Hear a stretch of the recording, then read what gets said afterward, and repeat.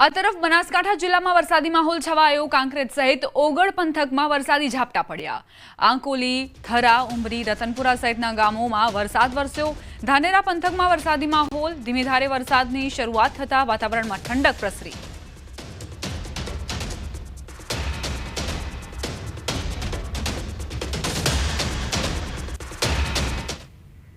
બનાસકાંઠાના પાલનપુરમાં પણ વરસાદી માહોલ છવાયો।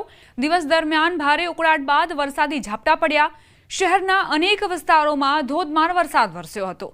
અચાનક શરૂ થયેલા ધોધમાર વરસાદથી લઈને જનજીવન પ્રભાવિત થયું છે।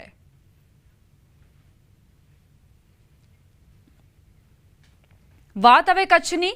પૂર્વ અને પશ્ચિમ કચ્છના અનેક વિસ્તારોમાં વરસાદી ઝાપટા વરસ્યા। સવારથી પડી રહ્યા છે વરસાદી ઝાપટા। નખત્રાણાના વિથોણ, દેવપર યક્ષમાં ધોધમાર વરસાદ ખાબક્યો। પશ્ચિમ કચ્છના વાગડના રાપર વિસ્તારમાં અનેક સ્થળે વરસાદ વરસ્યો। વાવાઝોડાની અસરને લઈને વરસાદ પડી રહ્યો છે।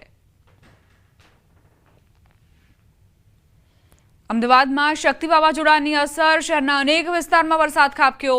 લાલ દરવાજા, એલિસ બ્રિજ વિસ્તારમાં વરસાદ વરસ્યો। શહેરમાં વહેલી સવારથી વરસાદી માહોલ જોવા મળ્યો છે। વરસાદી માહોલ વચ્ચે રસ્તાઓ ભીના થયા।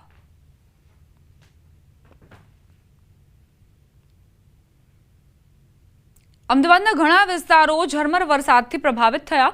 એવામાં એરપોર્ટ વિસ્તારમાં પણ વરસાદી ઝાપટું વરસ્યું। શહેરના વાતાવરણમાં પલટો જોવા મળ્યો અને ઠંડકનો અહેસાસ લોકોને થયો।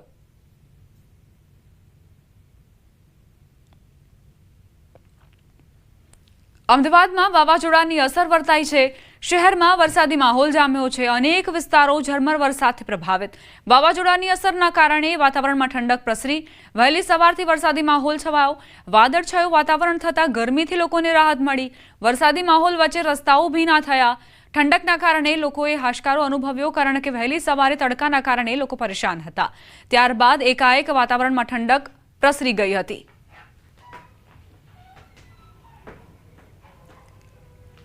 અમદાવાદના અલગ અલગ વિસ્તારો આપ જોઈ રહ્યા છો। એક જ પ્રકારનો માહોલ। વરસાદી વાતાવરણના કારણે વાતાવરણમાં ઠંડક પ્રસરી। પછી એ એરપોર્ટ વિસ્તાર હોય, લાલ દરવાજા હોય કે દાણીપીઠ હોય, એલિસ બ્રિજમાં પણ વરસાદ ખાબક્યો હતો। વરસાદી ઝાપટાના કારણે વાતાવરણમાં ઠંડકનો અહેસાસ નાગરિકોને થયો। ખેડૂતો માટે રાજ્ય સરકાર તરફથી સારા સમાચાર।